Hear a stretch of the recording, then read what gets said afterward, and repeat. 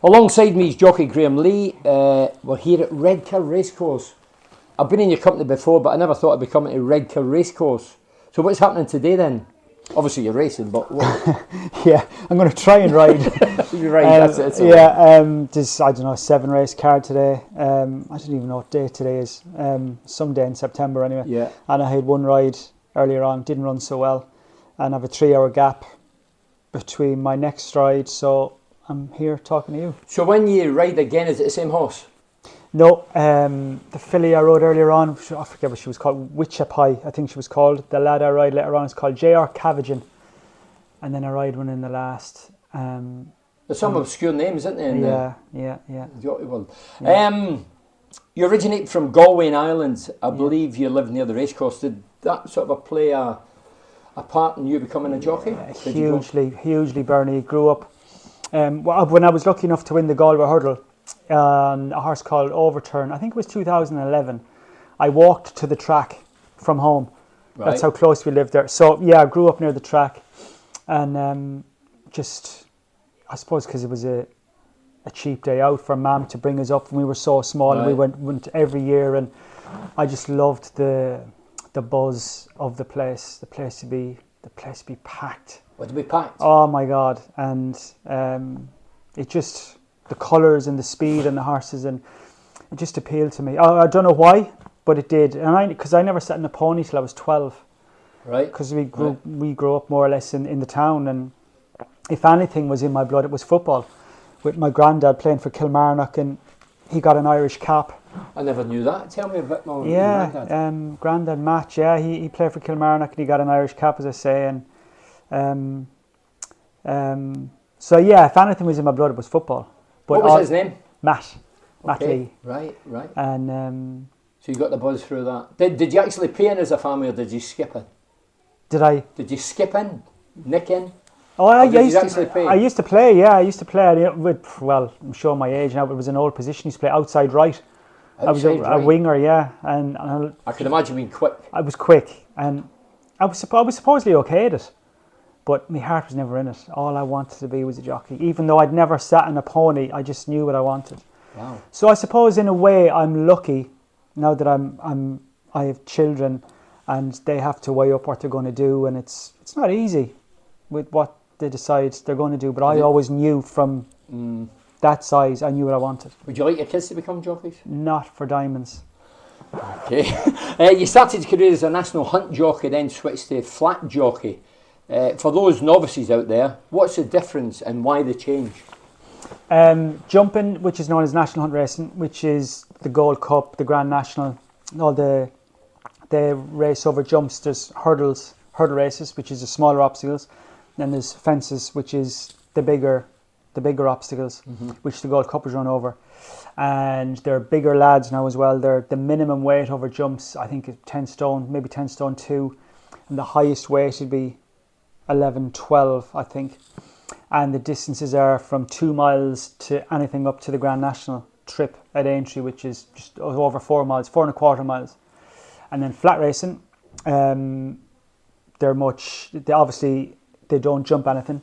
Races are run under much shorter distances, varying from 5 furlongs up to 2.5 miles. And we're smaller lads, and the minimum weight on the flat's about 8 stone, and the highest weight is about 10 stone. Do you actually get weighed before you go on the horse? Does somebody weigh you? Yeah. Like a boxer goes on the scales? Yeah. Every horse has you have to run a horse 3 times in novices for the handicapper. The handicapper is the guy that decides on whatever mark a horse gets. I.e., if your horse runs 3 times, right, and the handicapper has assessed him and he's going to give him, say, a mark of 75, and then if he runs in a 0 to 75 race, he'll have top weight because he's rated 75. Right. Or if he ran him in a 0 to 80, but the horse is rated 75, he'd be 5 pounds below the ceiling mark. So it's all handicaps, and wow. There's a lot in it. You're educating me. Role as a jockey. Do you leave the training, feeding and grooming to others? You just concentrate solely on the Yeah, when we start off, obviously, I suppose it's like a football apprentice. I don't know what it's like now, but back I've then... never been an apprentice, I missed that. Yeah. No apprentices in Glasgow. I was Wow, part-time. really? Never sampled that, I'm glad I didn't. Yeah. Cleaning boots now. I was going to say, the apprentices used to clean boots and clean sweep up. Yeah, and yeah. when you start out as a jockey, you'd be grooming and you'd be doing your 3, 4, 5, 6, 7 horses in an evening and riding out every morning. And so I've done all that. Now I only ride out in the morning when I'm needed, which is not very often. So I just keep myself fit, and yeah, that's kind of it. How much discipline do you need? I mean, I was in your company at a Borough game, I think it was last year or the year before. Yet very little, didn't drink anything. I think you had a glass of water, or half a glass of water. How disciplined do you need to be? You have to be. When I was a jump jockey, a national hunt jockey, for I don't know how long, 23 years or something, I had to go to the gym a few days a week to keep muscle on me, and I was always 9 stone 11 stripped, so I'd be 10 stone in my gear at the races, and then so I had to be disciplined that way. And then when I became a flat jockey, I had to be disciplined the other way, because I had to take off. I had to take off a stone in 3 or a stone in 4, which I did over a period of time. So I have to be very disciplined with what I eat. I would have a hot dinner no more than 3 times a week. And my diet would be mainly cereal, fruit, Weetabix, as in I can cereals, see why you're in that shape. fruit, yogurt. But it's either be disciplined or go back jumping.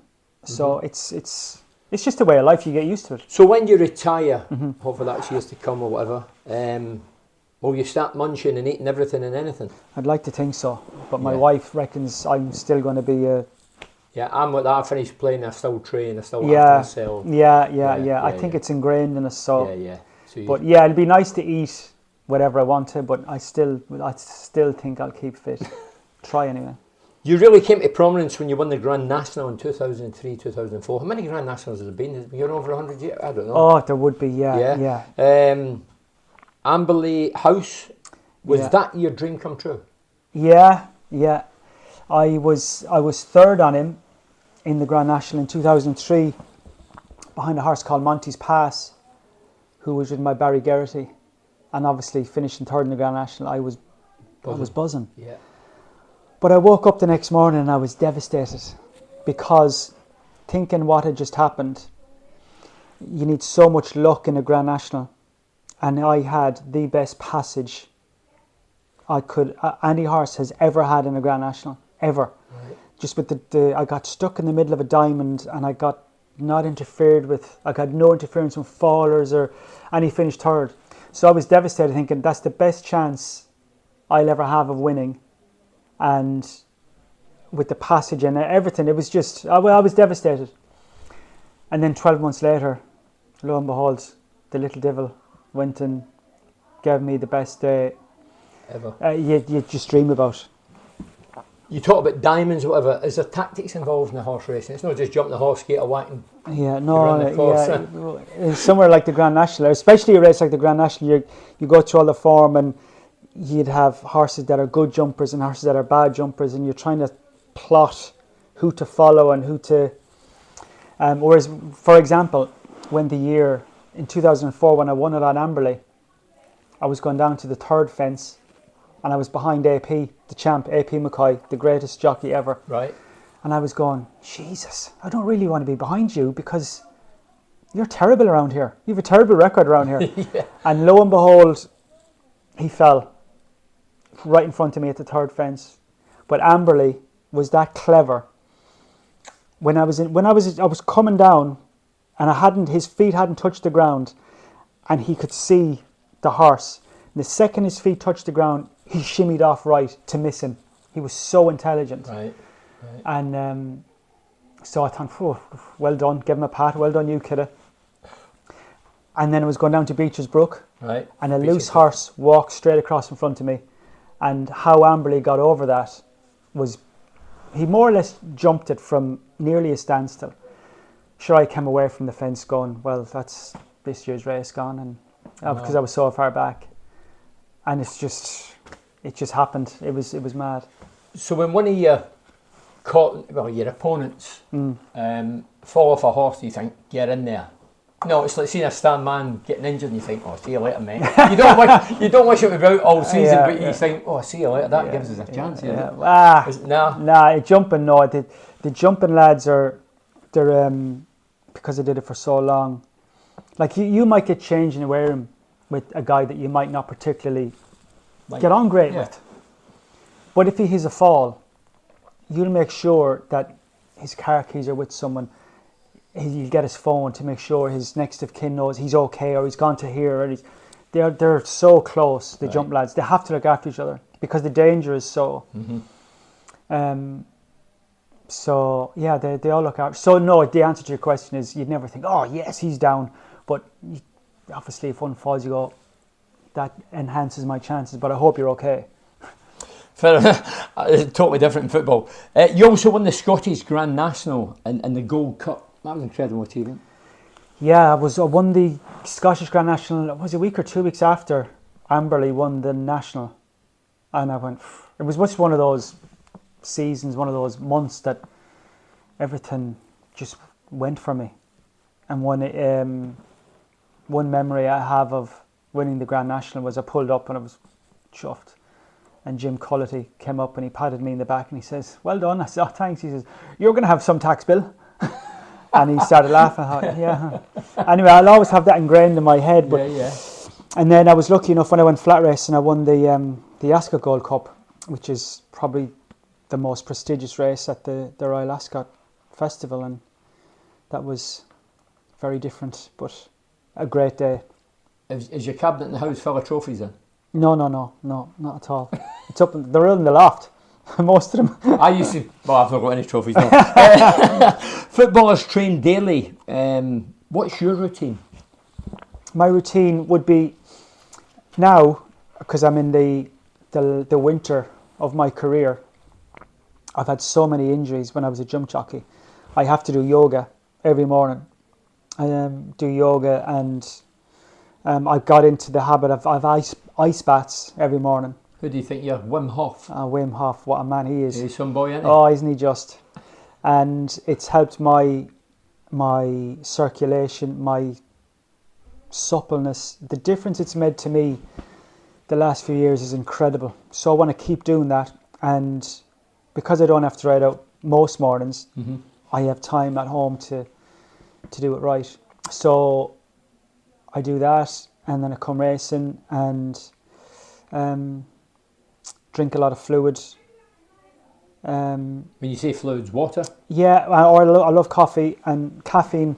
Caffeine is a diuretic, so it's good for your weight. You makes you pee a lot, but if you're peeing a lot, that means your weight's good. So so that's the routine. We go racing and do the best you can, and come home. You once had a trainer who was involved in Red Rum, 3 times winner. What was his name again? Ginger McCain. Are you allowed to say Ginger in the modern? I mean, if you say Ginger now, everybody accuses you. Oh, you can't say that. Ginger McCain. Ginger. Do you know, if you asked me what his real name was, I wouldn't know. But Ginger's son, Donald, he trained Amberley House. Right. So how influential was he? Oh, he gave me the best day ever. But when Amberley won the National, Ginger was in the latter stages of his career. So Donald, his son, who's now training, Donald, I think, did the majority of the training with him. So Amberley was the household's 4th Grand National winner.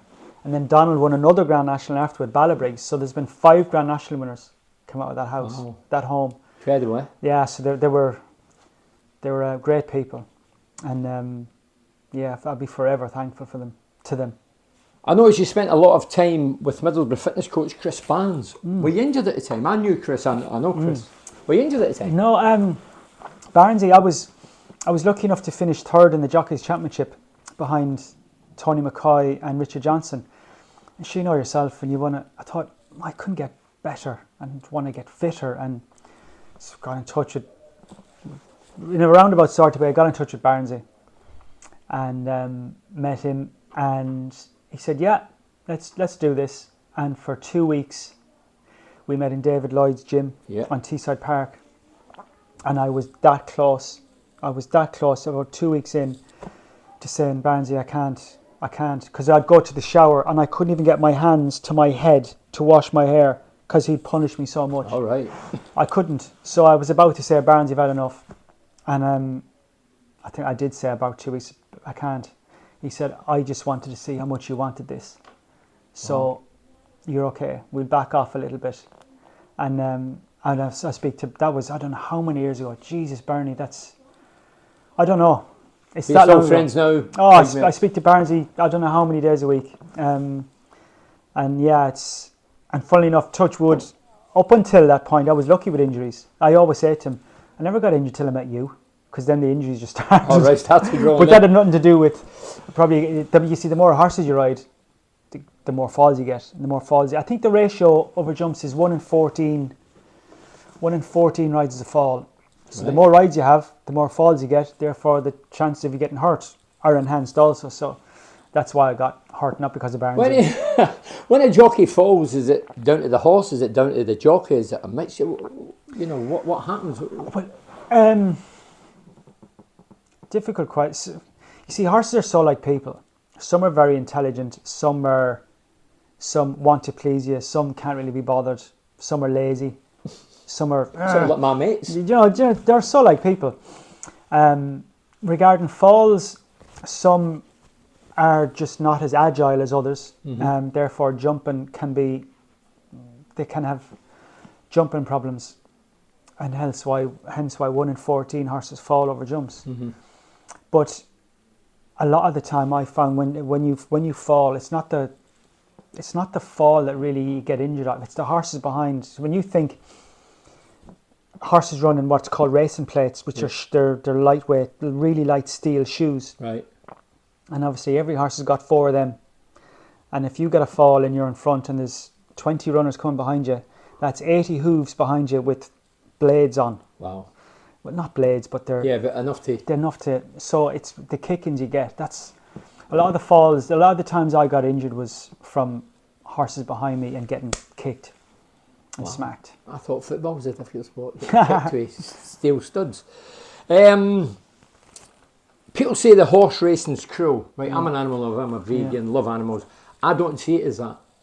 You know, if I did, I would probably say it. Well, I would say it to you, but I don't see it as that. I see horses as getting looked after better than some humans, getting fed well, trained. They look as if they enjoy it. Yeah. What is the... Bernie, I couldn't agree more. And I think the best way I could sum up horse racing is, if there's such a thing as reincarnation, I wouldn't mind coming back as a racehorse.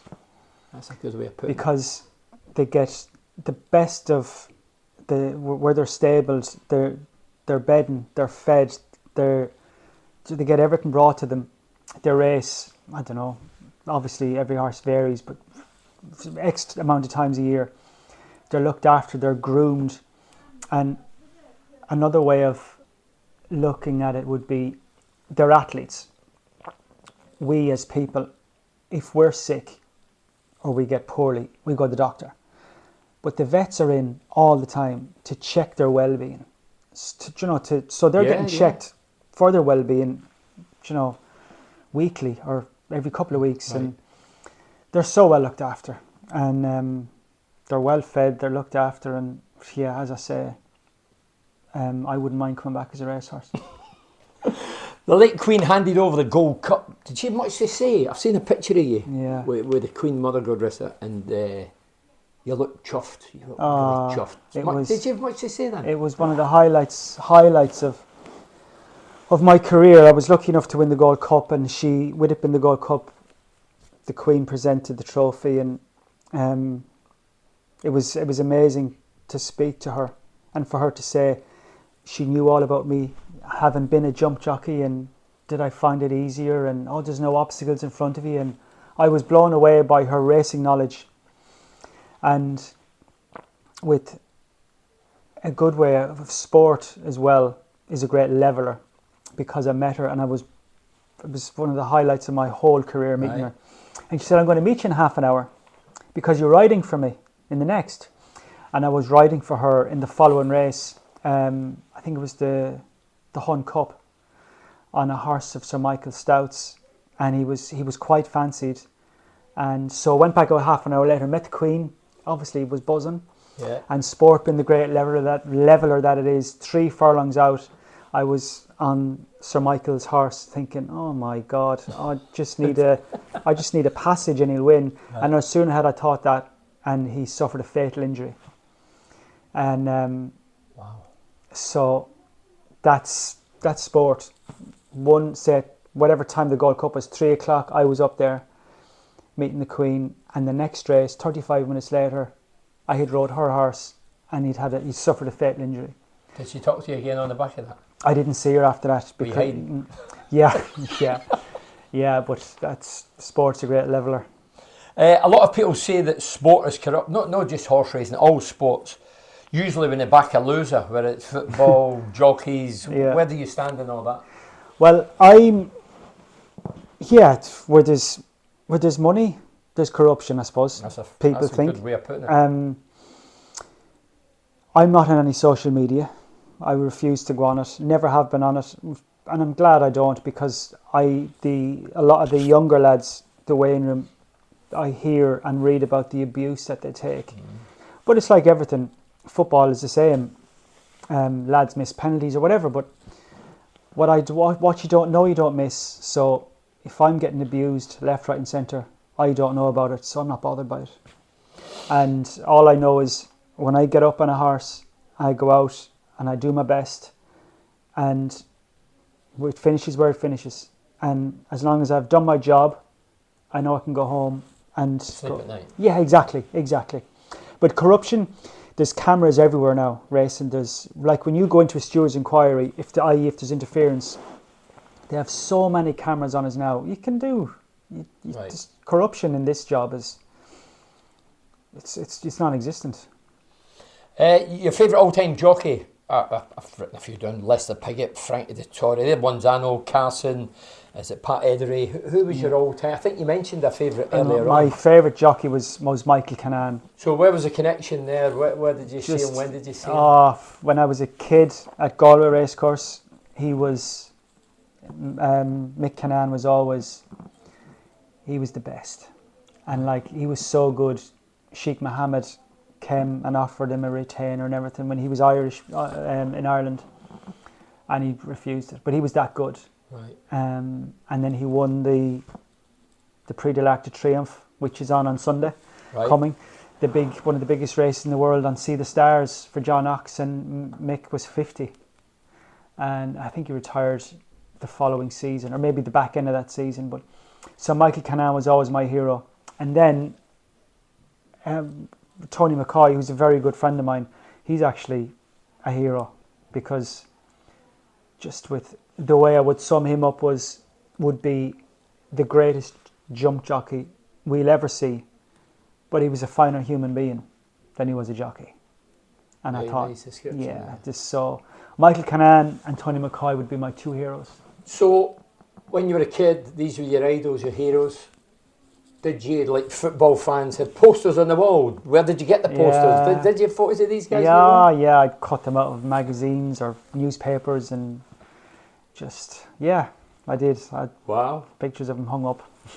How much racing and winning is down to the horse, or is it the jockey, or is it a combined effort? What's the secret? Good question, Bernie. I think, like regarding, say, Formula 1, Max Verstappen, has he won 10 races in a row or something? How much of that is down to him, and how much of it is the car?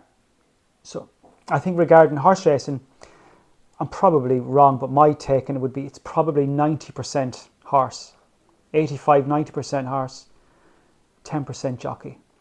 And the jockeys are like psychologists. My job is to try and get inside a horse's head as quickly as possible. When I get on after this, you can get it, man. So you've got to try and work out, does this horse want cover? Does he need light? Does he want to be chased? Does he want to be chasing? So you've got to work them out quick, and you've got to make split-second decisions. Right. But I would say it's 90% horse. Wow. So the best horse will win most of the time. Wow. Best horse you've ridden? How many horses have you ridden? Do you know roughly ideas? Is it a couple hundred? Is it? I think I've had about 17,000 rides, I think. I think so. I would have thought hundreds. You're talking thousands. Yeah, yeah. Wow. Incredible. Best horses, the best chaser I rode was a horse called Grey Abbey. I won a Betfair Bowl on him at Aintree, which would be one of the big chases, and no horse in Ireland or England on that day would have beaten him. On that day, he was incredible. The best hurdler I ever rode was English Drever, who won the World Hurdle 3 times. I won one World Hurdle on him, but he won 3 World Hurdles. The best flat horse I rode, I don't know. I won on a horse called Lemato here at Redcar. He won Lemato for Mr. Henry Candy. He won the Redcar 2-year-old trophy here. Right. And it's the best feel I've ever had off a thoroughbred in my life, ever. Right. And he won the race here without coming off the bridle. You can just say if you hear the pining, there's... Doug agrees with me. It's not a greyhound, what is that? It's a whippet, is it? He's a whippet. A whippet and a baby whippet, is it? I don't know, but he's either whining because he's agreeing with me or he's whining saying, I think he's agreeing with you. You're talking rubbish. You've spoke about injuries. Any real bad ones you were out for a long period? Yeah, had numerous. Probably the worst one was I got a fall at Huntingdon one day. I was second in the Jockeys Championship chasing Tony McCoy, and AP was off at the time with a broken back, and I was about 20 winners behind him, so I was riding everything I could. And anyway, I got a fall at Huntingdon and I got kicked here, and I brought the horse down. That's how hard he kicked me, and I smashed my jaws. And wow. But the brain injury I'd suffered, I didn't realise till after this. Supposedly as bad a brain injury you can get that you can make a full recovery from, but the next 12 months of my life I have no recollection of. Is that right? None. Like there was my son's Robbie's christening, for example. I was there, but I was good friends at the time. Ray Parler, who was at Middlesbrough. The Romford Pele. The Romford Pele was there. I was good friends with Franny Jeffers. Franny was there. AP McCoy was up. Right. He was off with his back at the time. And they were all there. I can remember nothing. Wow. So that's probably the worst injury that I had. So 1 year you were oblivious Sparkle, to a lot of yeah. And my wife, Bex, we've been together since forever. And we were on holidays about 6-7 months afterwards. And she said, so we sat down for dinner. She said, "You're going to go mad." I went, "Why?" She says, "I phoned your doctor today." This is 6-7 months afterwards. And I asked if you could come back to normal, because if you can't, I can't stay with you. Wow. So sure, I said, "I'm sure I didn't even know I was," right, but I apologised, and I said, "Look, you're obviously living with an injury." And anyway, thankfully the doctor had said I would, and I did. And it was like a light switch, Bernie. It was 1 year, 2 months, 29 days, and I woke up and back. I was back. Incredible. It was unbelievable. But that's probably the worst injury that I had for everyone. It wasn't so bad for me, but the people that were around me, it was horrible. Have you got faith? Yeah, pray every day. Yeah, pray every day. I do. That's an incredible story. But and then injuries, obviously, collarbones, leg, arms, ribs, jaws. Yeah, you name it, I've probably done it. Do you pick the trainer, or does the trainer pick you? And do you pick the horse? We all have, all jockeys have agents, and trainers have jockeys that go in and ride out, and so it's your trainer, or if you ride out for a trainer, the trainer will probably have, X is running here, you can ride it. And then your agent, who we all have agents, he will try and fill up races that you're not riding in or committed to. So, yeah, we all have agents. You wouldn't be able to survive without one. So that's where our rides come from. How big a role does the whip play? And if you took the whip away, would it have much effect? I should have brought one in, because I could hit you with my... I quite like a whip. I think it's in this day and age, with what you said about can I call Ginger McCain Ginger? Yes. In this day and age, it's not a whip. What is it? So that's why we should be calling them pro cushes, because what they're called is a pro cush. They're all cushioned, and as I say, I could hit you now with a pro cush hard, and you wouldn't even go. You'd feel I think it. I would. You'd feel it, but you go, really? Right, okay. They're there as an encouragement more than anything. And as I say, if I hit you with it, then the noise it would make. So it's the noise rather than the actual impact I get that. would get them. It's like your dog. I've got dogs, love animals.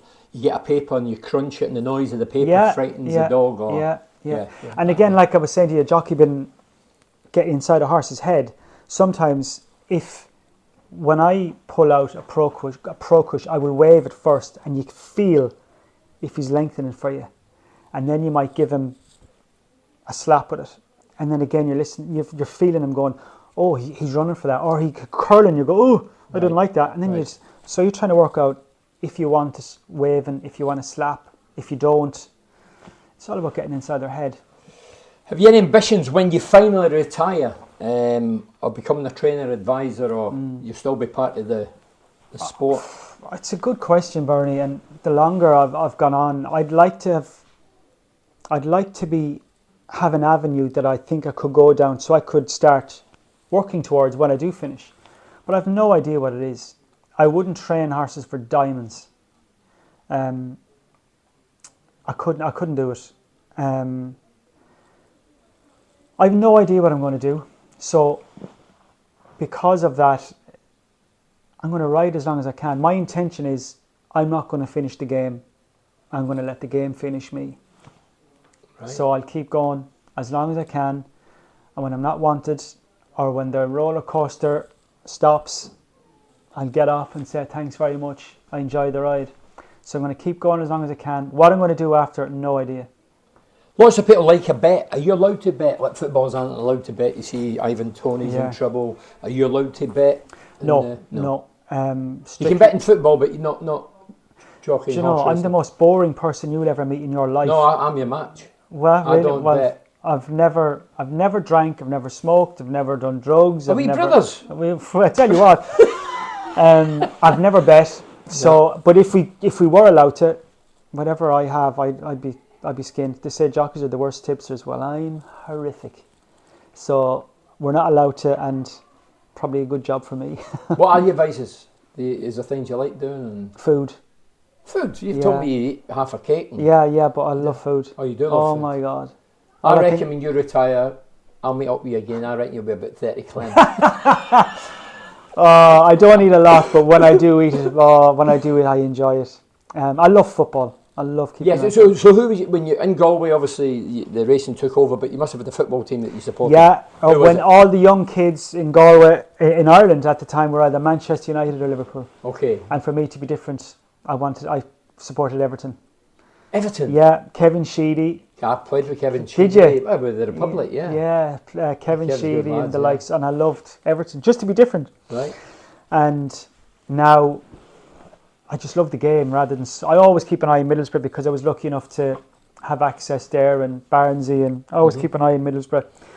But I love the game rather than a team. Talking about Everton, I played with Graham Sharp for 3 years as a teenager. Wow. A team called Easter Craigs. Yeah. And the manager at the time, no doubt he passed away now, good rest him. A guy called Bill Livingston, he says it would be we were a good team. We were on the par with Celtic Boys Club. Right. And he says at the time that both of us would make it out of the lads, and he was right. Wow. Sharpie went to Dumbarton. I obviously got East Stirling, but I wasn't tough enough. I went non-league. But I know Sharpie very well, and come up with Sharpie. Sharpie was terrific with Andy Gray.